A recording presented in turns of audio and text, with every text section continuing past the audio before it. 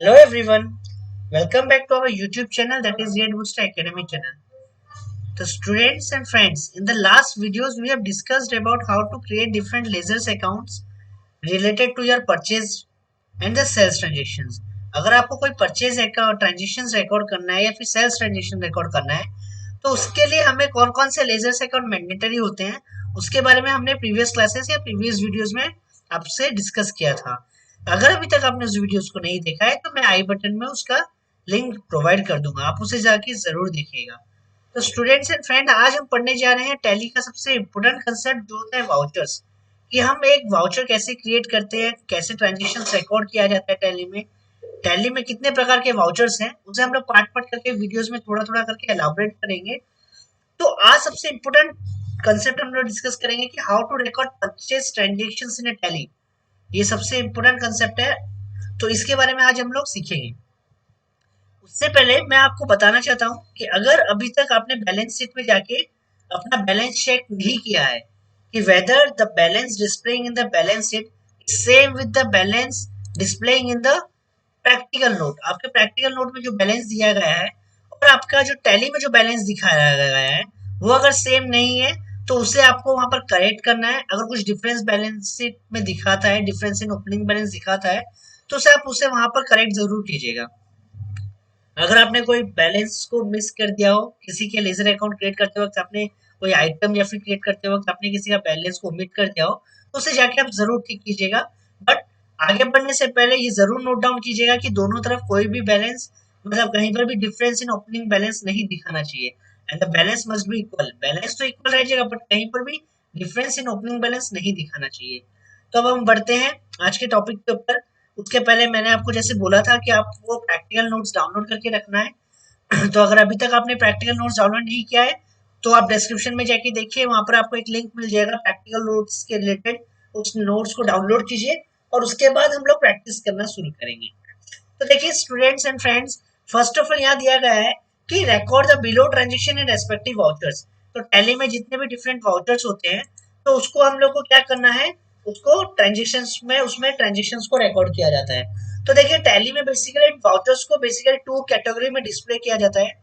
Sorry, दो category में बनाया गया है। First one is the accounting voucher and second one is the inventory voucher.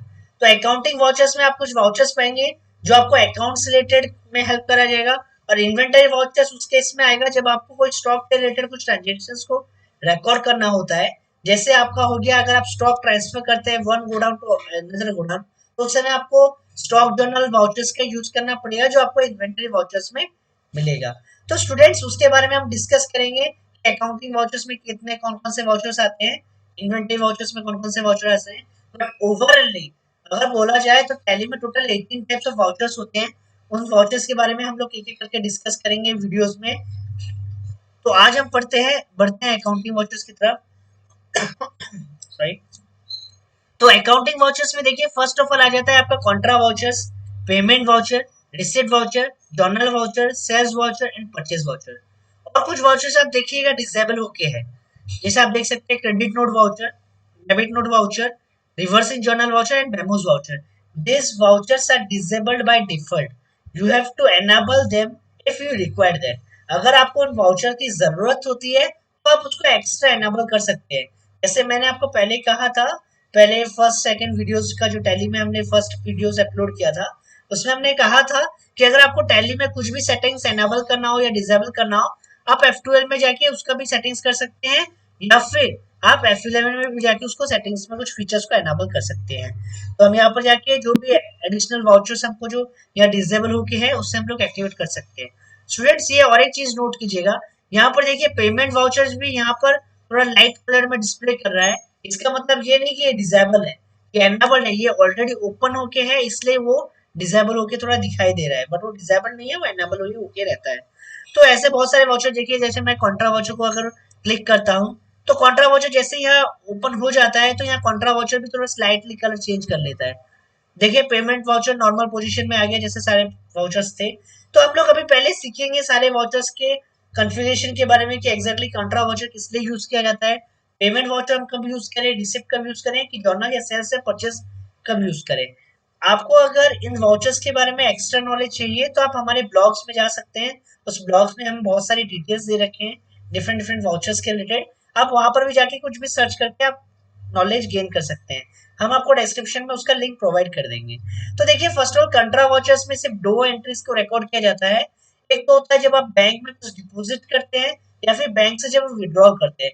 whenever any amount is deposited in the bank, then the particular transaction is recorded in the contra voucher, and whenever you withdraw any amount from the bank, then the particular transaction is recorded in the contra voucher। तो contra voucher में कौन से दो entries आते हैं? एक तो आते हैं जब आप बैंक में कैश डिपॉजिट करते हैं और जब आप बैंक से कैश विड्रॉल करते हैं ऑफिशियल यूज के लिए, पर्सनल यूज के लिए नहीं, ऑफिशियल यूज के लिए जब आप विड्रॉ करते हैं। पेमेंट वाउचर में आप कौन से ट्रांजेक्शन को रिकॉर्ड कर सकते हैं? पेमेंट वाउचर में आप सारे पेमेंट ट्रांजेक्शन रिकॉर्ड कर सकते हैं। आइदर द पेमेंट में बी थ्रू कैश और थ्रू बैंक। आप पेमेंट कैश से हो या फिर बैंक से हो, कैसे भी कोई भी मोड से हो, आप वो ट्रांजेक्शन्स को इसमें रिकॉर्ड कर सकते हैं पेमेंट ट्रांजेक्शन्स में। In the same case receipt में भी वही होता है। अगर आपको कोई कैश रिसिप्ट करना हो या फिर आपको कोई बैंक चेक के थ्रू से कुछ रिसिप्ट करना हो, तो आप वो रिसिप्ट वाउचर्स में जाके उसका ट्रांजेक्शन्स को रिकॉर्ड कर सकते हैं। और एक होता है F7, that is a journal voucher. Journal vouchers में all the non cash transactions are recorded in the journal voucher. जितने भी नॉन कैश ट्रांजेक्शन या फिर नॉन बैंक ट्रांजेक्शंस होते हैं वो सारे के सारे जर्नल वाउचर्स में रिकॉर्ड किया जाता है। एग्जांपल के तौर में आप ले सकते हैं depreciation, discount allowed, discount receipt and many more are those entries which are recorded in the journal vouchers. हम एक एक करके सब आपको सिखाएंगे कौन से ट्रांजेक्शंस को कौन से वाउचर्स में रिकॉर्ड करना है। Next come sales voucher. As the name suggest, sales voucher में आप सिर्फ सेल्स का ट्रांजेक्शन रिकॉर्ड कर सकते हैं। अगर आप कुछ ट्रांजेक्शन सेल कर रहे हैं, कुछ चीज बेच रहे हैं, तो आप वो सेल्स ट्रांजेक्शन में जाके सेल्स वाउचर में जाके रिकॉर्ड कर सकते हैं। And in the purchase voucher you can record all the purchase transaction. अगर आप कुछ भी परचेज कर रहे हैं, द परचेज में भी थ्रू कैश, थ्रू क्रेडिट, अगर वो आप कैश में परचेज कर रहे हैं या क्रेडिट में परचेज कर रहे हैं, आप चेक से भी परचेज कर रहे हैं, कैसा भी आप परचेज कर रहे हैं, अब सारे के सारे एंट्रीज को आपको परचेज वाउचर्स में रिकॉर्ड करना है। सेम के सेल्स का भी होता है। तो स्टूडेंट्स, उससे पहले आप देख लीजिए जितने भी सारे वाउचर्स हैं उनके पहले कुछ शॉर्टकट्स को मेंशन किया गया है। इन शॉर्टकट को हमेशा याद रखिएगा। ये बेसिकली इंटरव्यू केस में पूछा जा सकता है कि what are the shortcuts for purchase voucher, what is the shortcut of the sales voucher. This shortcuts you must remember, इसे आप जरूर याद के रखिएगा। आप रेगुलर जब भी प्रैक्टिस करें, तो हमें तो पता है कि टैली में हम माउस का यूज नहीं करेंगे, बहुत रेयरली यूज करेंगे। तो आप एक काम कीजिएगा, टैली में माउस का ना यूज करके बेसिकली हम लोग कीबोर्ड का यूज करके भी हम लोग उसको फंक्शनिंग कर सकते हैं। तो बढ़ते हैं आज हम पहले ट्रांजेक्शंस की तरफ। तो आप देख सकते हैं एज द प्रैक्टिकल नोट्स में पहले है कि purchase the following items from power grid private limited. आपने कुछ आइटम्स परचेज किया है, कहां से परचेज किया है? आपने उससे पावर ग्रिड प्राइवेट लिमिटेड से परचेज किया है। क्या क्या आइटम्स है उसे मैंने यहाँ पर मेंशन कर दिया है। This all are the items. Bajaj ceiling fan आपने 3 पीसेस परचेज किए हैं, हेवेल्स टेबल फैन आपने 2 पीसेस परचेज किए हैं और फिलिप्स मिक्सर ग्राइंडर आपने 6 पीसेस परचेज किए हैं। और उनका पर्टिकुलरली बिल वैल्यू भी दिया गया है कि टोटल बिल का कॉस्ट कितना होता है। उसके साथ देखिए यहाँ पर आपको दो वैल्यू मिलता है। ये जो ब्रैकेट के बाहर जो वैल्यू है, this is the marginal value. मैंने आपको एक नोट्स में वीडियोस में बताया था आपको कि एग्जैक्टली मार्जिनल वैल्यू क्या है, टैक्सेबल वैल्यू क्या है। अगर अभी भी आपने उस वीडियोस को नहीं देखा है तो मैं आई लिंक में उसका, सॉरी आई बटन में उसका लिंक प्रोवाइड कर दूंगा। आप जरूर उसमें जाके चेक कीजिएगा कि exactly what is the taxable value and what is the marginal value. तो देखिए, ये होता है मार्जिनल वैल्यू और ये होता है taxable value. While recording the purchase bill, while recording the purchase transaction, we must have both the amount। अगर आप परचेस ट्रांजेक्शन रिकॉर्ड करते हैं तो आपको दोनों अमाउंट होना जरूरी होता है। बट अगर आप सब सेल ट्रांजेक्शन रिकॉर्ड करते हैं तो marginal value amount is sufficient. आपको अगर मार्जिनल वैल्यू भी मिल जाता है तो उसके मुताबिक ही आप टैक्सेबल वैल्यू कैलकुलेट कर सकते हैं। टैली ऑटोमेटिकली उसका टैक्सेबल वैल्यू कैलकुलेट कर देगा। तो बट अगर आप परचेज ट्रांजेक्शन रिकॉर्ड कर रहे हैं तो आपके पास दोनों वैल्यू होना चाहिए, परचेज मार्जिनल वैल्यू भी और टैक्सेबल वैल्यू। आप जब भी कुछ परचेज करते हैं ना, उस बिल में दोनों वैल्यू रहता है, मार्जिनल वैल्यू भी रहता है तो टैक्सेबल भी वैल्यू रहता है। तो उसमें आपको वो चीजें चिंता करने की जरूरत नहीं है। जैसे मैंने यहाँ पर मेंशन कर दिया है, आपको परचेज बिल में भी मेंशन वैसे ही वैसा मेंशन करके आ गया होगा। तो चलिए बढ़ते हैं, आज हम पढ़ते हैं कि ये इसको ट्रांजेक्शन को कैसे रिकॉर्ड करें। तो देखिए, first of all supply invoice number मांगा जाता है। यहाँ पर supply invoice number in the sales मतलब यहाँ होता है क्या ना, कि आपको यहाँ पर बिल का नंबर क्या है देखिए यहाँ पर मैंने कोई बिल का नंबर प्रोवाइड नहीं किया है, इनवॉइस का नंबर कुछ भी नहीं है, तो आप यहाँ पर बाय डिफॉल्ट 1 दे सकते हैं।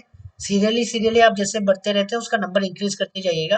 मैं यहाँ 1 प्रेस करता हूँ। अभी आपको डेट चूज करना है, तो while recording the purchase transaction you have to date option. यहाँ पर देखिए, यहाँ पर एक डेट का ऑप्शन अवेलेबल है और यहाँ पर भी एक डेट का ऑप्शन है। हुआ। तो डेट का ऑप्शन यहाँ दो किस लिए दिया गया है, एक डेट होता है रिसीविंग डेट, एक होता है बिलिंग डेट। तो ये जो डेट आपको यहाँ पर प्रोवाइड किया जा रहा है, यहाँ पर जिसके बारे में मांगा जा रहा है, ये डेट होता है बिलिंग डेट। यहाँ पर आप कौन सा डेट रिकॉर्ड करेंगे, मैं एक एग्जांपल के तौर में आपको बताता हूँ। समझ लीजिए आपने कोलकाता से कुछ परचेज किया है गुड्स, और उसका बिल डेट है 1 जून। कब उसका डेट है, 1 जून में आपने बिलिंग कर दिया, आपके पार्टी ने बिलिंग कर दिया है। अब वो गुड्स आपके गोडाउन तक आते आते 2 डेज का समय लगा, तो आपके पास प्रोडक्ट या फिर गुड्स पहुंचते पहुंचते 3 तारीख हो गया। तो आप यहाँ पर देंगे इनवॉइस डेट, जो बिलिंग डेट रहेगा 1 जून, बट यहाँ जो डेट देंगे दैट विल बी 3 जून, क्योंकि ना यहाँ पर आप रिसीविंग डेट देंगे एंड यहाँ पर बिलिंग डेट देंगे।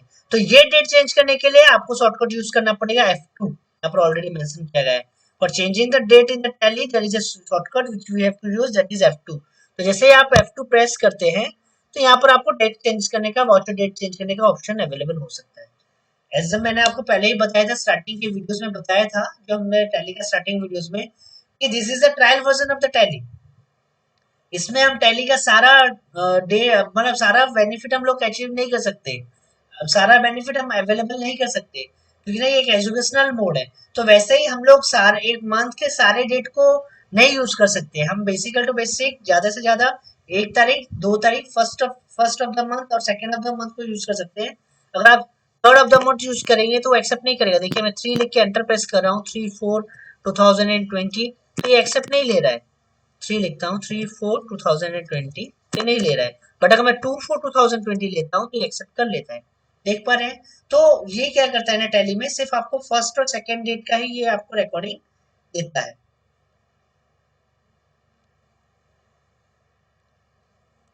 तो स्टूडेंट्स, तो आप जान गए हमें कौन सा डेट कहाँ पर देना है। अगर आपको डेट चेंज करना है तो आप F2 का यूज कर सकते हैं, और वहां पर जाके आप डेट का मोड भी चेंज कर सकते हैं। आपका जो डेट टाइमिंग रहता है, आप डेट आप चूज कर सकते हैं। तो आपको महीने में सिर्फ 2 ही डेट दिया जाता है, first of month and second of the month. तो आप वैसे ही चूज कर दीजिएगा। यहाँ पर बाय डिफॉल्ट जैसे ये तो टैली का एजुकेशन मोड है, तो आप इसको नॉर्मल जितना तारीख जो डेट आता है बाय डिफॉल्ट उससे आप वैसे चूज कीजिएगा, चेंज मत कीजिएगा। बट जान के रहिए, यहाँ पर आपको रिसीविंग डेट देना है और यहाँ पर आपको बिलिंग डेट देना है। Next comes party account name. Party account name, आपने ये प्रोडक्ट किससे परचेज किया है। ये प्रोडक्ट आपने परचेज किया है पावर ग्रिड प्राइवेट लिमिटेड से किया है। किससे किया है? Power grid private limited. Hold a minute, मैं थोड़ा एडजस्ट कर देता हूँ इनका साइज, जिससे आपको थोड़ा बेनिफिट मिले, आप आराम से सम देख पाए कैसे रिकॉर्डिंग होता है, सॉरी कैसे हम लोग कैसे रिकॉर्ड करते हैं सारे ट्रांजेक्शन्स को।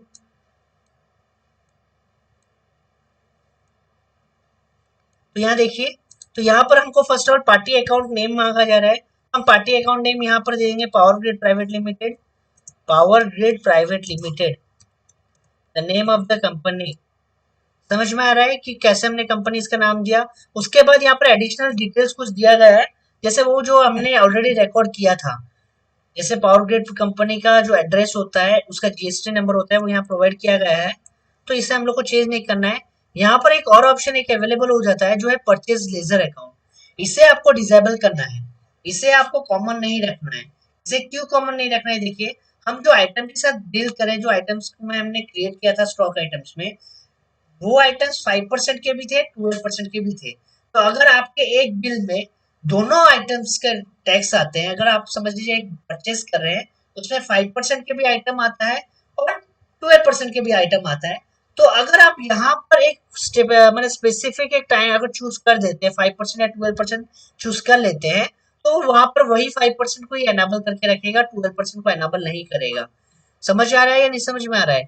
तो अगर आपने वहां पर 5% बनाया होगा तो वहां पर 5% का ऑप्शन दिखाया देगा। अगर आप 12% का बनाया है तो आपको यहाँ 12% का दिखाया होगा, बट आपको यहाँ पर एक कॉमन लेजर को यूज करना पड़ेगा। तो हमें इसे डिसेबल करना है। डिसेबल कैसे करना है? आपको F12 प्रेस करना है,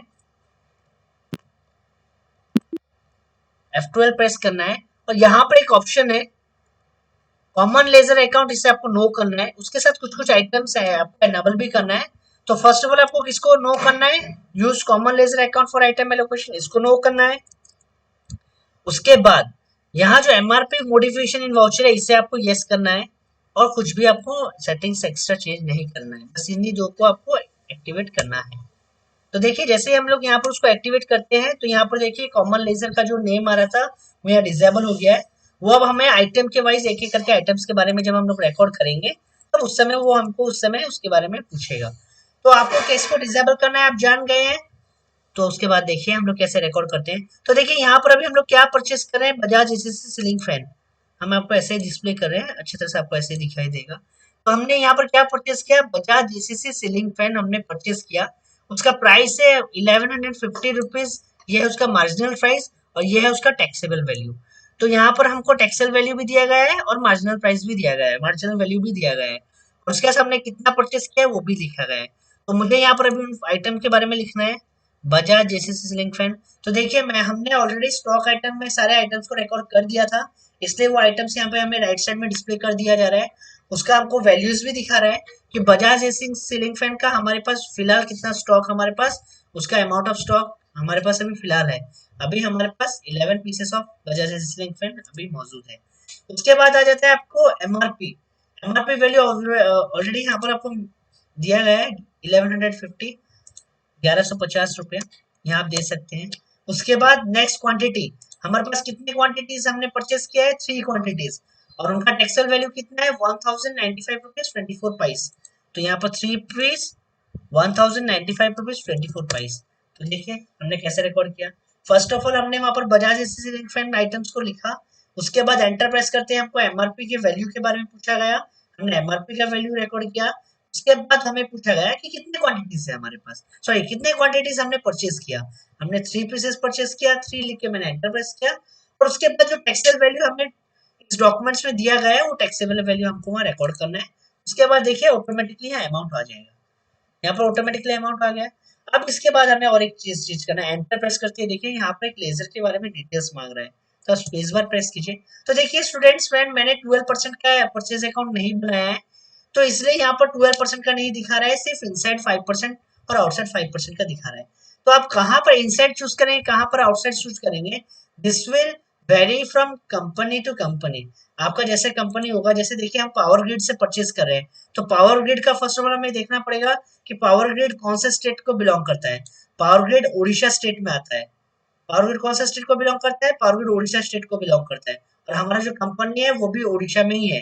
तो हमको क्या चूज करना है यहाँ पर, इनसाइड परचेज। क्या चूज करना है, इनसाइड परचेज। अब वो 5% या 12% हमने ऑलरेडी बता रखा था आपको कि इससे ऑल भी आई सीलिंग फैन, टेबल फैन और मिक्सर ग्राइंडर कितने परसेंटेज के अंदर आते हैं, 5% के अंदर, और एलईडी बल्ब और क्लासिक बल्ब 12% के अंदर आते हैं। तो हमें यहाँ पर सीलिंग फैन जो दिया गया था, हम जो सीलिंग फैन अभी यहाँ रिकॉर्ड किए थे, जो परचेज किया था, वो सीलिंग फैन कितना परसेंटेज का था, 5%। तो यहाँ पर हमें इंसर्ट 5% चूज करना है, और यहाँ पर अमाउंट सेम रहेगा। तो स्टूडेंट समझ में आया कैसे रिकॉर्ड किया गया। मैं देखिए और एक आइटम रिकॉर्ड करता हूँ, आप इजिली समझ पाएंगे। सेकेंड आइटम्स में हेवेल्स टेबल फैन जो आपने खरीदा है 860 रुपीज मार्जिनल वैल्यू में। तो हम लोग को यहाँ हेवेल्स टेबल फैन लिखना है। तो हेवेल्स टेबल फैन हमारे पास कितना क्लोजिंग स्टॉक है, करेंटली ओपनिंग स्टॉक है 7 पीसेस। तो इसका मार्जिनल वैल्यू कितना रुपीज था, 860 रुपीज, और टोटल कितना परचेज किया हमने, यहाँ पर 2 पीसेस परचेज किया। समझ में आया। और यहाँ पर अभी हमें टैक्सेबल वैल्यू देना है, टैक्सेबल वैल्यू कितना है 819 rupees 5 price. Enter enter enter. यहाँ पर देखिए Havells table fan, table fan भी 5% में आता है, और हमने जो पावर ग्रिड कंपनीज के रिलेटेड परचेज रिकॉर्ड कर रहे हैं, तो पावर ग्रिड तो उड़ीसा के ही अंदर है, तो हम इसे इनसाइड परचेज 5% चूज करते हैं। अगर समझ लीजिए आपका जो स्टेट है वो आउटसाइड का स्टेट है, सॉरी आपको ने आउटसाइड स्टेट से परचेज किया है, तो आपको यहाँ पर आउटसाइड परचेज 5% चूज करना होता। मैंने आपको पहले ही बताया इनसाइड परचेज 5%, आउटसाइड करने से बेनिफिट क्या मिलता है, क्योंकि हमको पता है कि जब भी हम कोई with in the state transaction करते हैं, तो हमें सीजीएसटी और एसजीएसटी में टैक्स को डिवाइड करके पेमेंट करना होता है। बट अगर अभी हम आउटसाइड स्टेट से कुछ ट्रांजेक्शन करते हैं, तो सारा जितना भी टैक्स का वैल्यूएशन होता है, अमाउंट होता है, फिगर होता है, वो हमको आईजीएसटी में ही देना होता है। तो अगर आप यहाँ पर लेजर के ऊपर ही वो डिपेंड करेगा कि वो सीजीएसटी लेगा या फिर आईजीएसटी, एसजीएसटी लेगा या फिर आईजीएसटी लेगा। तो हम यहाँ इनसाइड चूज करेंगे। फाइनल उसके बाद कौन सा अमाउंट है, आइटम है Philips mixer grinder. Philips mixer grinder का मार्जिनल वैल्यू कितना है, मार्जिनल वैल्यू है 2370। कितना हमने परचेज किया इसका आइटम्स, 6 पीसेस, और प्राइस है 2257.14, 2257.14। एंटर, समझ में आया, एंटर एंटर। तो ये देखिए ये भी इनसाइड में जाएगा, किसमें जाएगा, इनसाइड में जाएगा, परचेज 5%। तो देखिए स्टूडेंट्स, आप एक दो बिल रिकॉर्ड करने के बाद ये ऑटोमेटिकली क्या होता है ना, टैली जान जाएगा कि कौन सा आइटम इनसाइड में जाएगा, सॉरी कौन सा आइटम 5% में जाएगा, कौन सा 12% में जाएगा। वो बाय डिफॉल्टली आपको इनसाइड आउटसाइड दिखाता रहेगा। एक दो बार प्रैक्टिस करने के बाद वो अपने आप ऑटोमेटिकली डिस्प्ले करेगा। जैसे यहाँ पर ब्लैंक आ रहा है, यहाँ भी फिलहाल ब्लैंक आ रहा है और ब्लैंक नहीं आएगा, तो हमें इनसाइड परचेज 5% चूज करना है। तो देखिए हमने 3 आइटम्स को परचेज किया था, Bajaj ceiling fan, Havells table fan and Philips mixie grinder, तीनों को हमने रिकॉर्ड कर दिया है। कैसे रिकॉर्ड किया है, अगर आपको समझने में थोड़ा प्रॉब्लम हो रहा है तो आप वीडियोस को थोड़ा रिवाइंड कर लीजिए, आप इजीली समझ जाएंगे। हम बहुत अच्छी तरह से आपको समझा रहे हैं, आप आराम से समझ पाएंगे, पर आपको रेगुलर प्रैक्टिस करना पड़ेगा। तो देखिए तीनों आइटम्स हमने रिकॉर्ड कर लिए। अब जो बचा है टैक्स का यूज करना, हमको अभी यहाँ टैक्स लगाना है कि इस सारे आइटम्स के ऊपर हमको टैक्स इंप्लीमेंट करना है। तो हम कैसे यूज करेंगे उसके, तो देखिए यहाँ पर कोई भी आइटम ऐड करना नहीं है, तो अब हम एंटर प्रेस करके इसको अब नीचे ले आएंगे। देखिए अभी अमाउंट के नीचे आ गया है। अब हमको जानना है कि ये पावर ग्रिड प्राइवेट लिमिटेड कौन से स्टेट का है, ओडिशा स्टेट का है। तो ओडिशा स्टेट, तो हमारे हमारा जो कंपनी भी है वो भी ओडिशा स्टेट में है। तो ये जो ट्रांजेक्शन हो रहा है with in the state transaction हो रहा है। स्टूडेंट्स आपको कमेंट सेक्शन में लिखना है, जब हम with in the transaction sorry with in the state transaction करते हैं तो हम उसे कौन सा ट्रांजेक्शन बोलते हैं, कौन सा नेचर ऑफ ट्रांजेक्शन को यूज किया जाता है, उसके लिए टैली में कौन सा या फिर जीएसटी में कौन सा वर्ड यूज किया गया है। जैसे एक होता है इंटर होता है जो हम लोग आउटसाइड के लिए यूज करते हैं, तो वैसे विद इन द स्टेट के लिए हम लोग को कौन सा ट्रांजेक्शन उसे बोला जाता है, आप कमेंट सेक्शन में जरूर बताइएगा। उसके बाद हमें यहाँ पर देखिए, तो ये हमारा इंट्रा सॉरी ये हमारा with in the state transaction है, तो हम यहाँ पर सीजीएसटी एसजीएसटी लगाएंगे। देखिए जैसे ही मैं सीजीएसटी लिखता हूँ बैलेंस ऑटोमेटिकली आ जाता है, यहाँ पर अमाउंट ऑटोमेटिकली आ जाता है, यहाँ पर आपको इवैल्यूएशन करना नहीं पड़ेगा, जस्ट बिकॉज हमने ऊपर वहां पर उसको बता के आया है, सारे आइटम्स को इंडिविजुअल इंडिविजुअल बता के आया है कौन सा आइटम 5% में जाएगा और वो इनसाइड में जाएगा या आउटसाइड में जाएगा। तो फिर उसमें एसजीएसटी लिखना है। आया, तो अब देखिए दोनों एसजीएसटी और सीजीएसटी सेम है अमाउंट। उसके बाद देखिए यहाँ बैलेंस में 98 पैसा आ रहा है। मैंने आपको पहले बोला था कि अगर आपका बैलेंस 98 पैसा या फिर 25 पैसा आता है तो उसके लिए हम लोग राउंड ऑफ चूज करते हैं। तो हमने ऑलरेडी राउंड ऑफ लेजर बना दिया है, तो देखिए ऑटोमेटिकली वो राउंड ऑफ ले लिया है, क्योंकि हमने लेजर को बनाते वक्त वहां पर हमने उसका मेथड चूज कर दिया था, राउंडिंग मेथड को नॉर्मल सेट किया था, इसलिए वो ऑटोमेटिकली राउंडिंग ले रहा है। तो अगर आपने प्रीवियस वीडियोस नहीं देखा है तो मैं आपको लिंक में उसका सॉरी आई बटन में उसका लिंक दे दूंगा, आप जरूर देखिएगा। उसके बाद एंटर प्रेस कीजिएगा। आपको ये चेक करना है ये जो अमाउंट यहाँ पर डिस्प्ले कर रहा है और ये जो अमाउंट यहाँ पर मैंने आपको डिस्प्ले किया है, ये दोनों सेम होना चाहिए। अगर बैलेंस में कुछ प्रॉब्लम होता है तो उसका मतलब आप ये श्योर हो जाइएगा आपने कहीं 5% को 12% किया है, यहाँ आइटम को जब हमने रिकॉर्ड करते वक्त यहाँ पर इधर आपने 5% को 12% किया हो या फिर इनसाइड को आपने आउटसाइड ले लिया हो, तो उस समय आपका भूल आने के चांसेस बहुत ज्यादा रहते हैं। तो आपको यहाँ पर अभी सेव कैसे करना है, नॉर्मली एंटर एंटर प्रेस करना है। देखिए यहाँ पर ये परचेस ट्रांजेक्शन रिकॉर्ड हो जाएगा। तो देखा आपने आपने सीखा कि परचेस ट्रांजेक्शन कैसे रिकॉर्ड करते हैं। पूरा सिंपल है या नहीं है, बहुत सिंपल है। तो सेम सेम केस आपको यहाँ पर अभी सिंक्रोनिक्स का जो परचेस ट्रांजेक्शन है उसी भी रिकॉर्ड करना है, और आपको उसके साथ यहाँ पर जो उषा एंड उषा का है उससे भी रिकॉर्ड करना है। एक काम कीजिएगा आप स्टूडेंट्स लोग, आप एक काम कीजिएगा, आप सिर्फ फर्स्ट और थर्ड का ट्रांजेक्शन का जो है सॉरी फर्स्ट का एंड आपका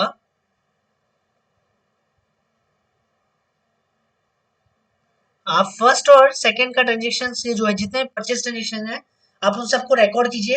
अगर रिकॉर्ड करते वक्त आपको कुछ प्रॉब्लम फेस कर रहे हो तो आप हमें पूछ सकते हैं। जैसे नंबर 1 होता है परचेस का, नंबर 3 है, और उसके बाद आपका परचेस का ट्रांजेक्शन नंबर 19 है। क्या देखिए बैलेंस में थोड़ा चेंजेस हुआ है, यहाँ पर आप बैलेंस चेक कर लीजिएगा। तो ये सारे को आपको रिकॉर्ड करना है, कहाँ पर जाके रिकॉर्ड करना है, परचेस वाउचर्स में जाके आप सारे ट्रांजेक्शन को रिकॉर्ड करना है। और स्टूडेंट देखिएगा जहां पर ये आइटम आता है जैसे 1 पीसेस इक्वल टू 2 पीसेस, मतलब एक ही आइटम के दो यूनिट्स आते हैं, तो उस समय आप कैसे कैलकुलेट करेंगे उसका भी बारे में आप थोड़ा ट्राई कीजिएगा। अगर आपको अच्छी तरह से अगर आप समझ जाते हैं तो ठीक है, वरना मैं नेक्स्ट क्लास आपको 12% का लेजर रिकॉर्ड करके आपको और एक बार सिखा दूंगा। तो स्टूडेंट, यहाँ आज का वीडियो यहीं पर समाप्त किया जाता है। आपको परचेज का ट्रांजेक्शन कैसे रिकॉर्ड करते हैं हमने आपको सिखा दिया है। आप उन सारे ट्रांजेक्शन को रिकॉर्ड जरूर कीजिएगा और उसके साथ आपको बिल वैल्यू भी जरूर चेक कीजिएगा। तो स्टूडेंट्स, अगर आपको ये वीडियोस पसंद आया तो वीडियोस को जरूर लाइक कीजिएगा और अगर अभी तक आपने चैनल को सब्सक्राइब नहीं किया है तो चैनल को जरूर सब्सक्राइब कीजिएगा। तो जब तक नेक्स्ट वीडियोस अपलोड नहीं होते हैं, टिल देन स्टे ट्यून, आपको नेक्स्ट वीडियोस मिल जाएंगे। Thanks all of you.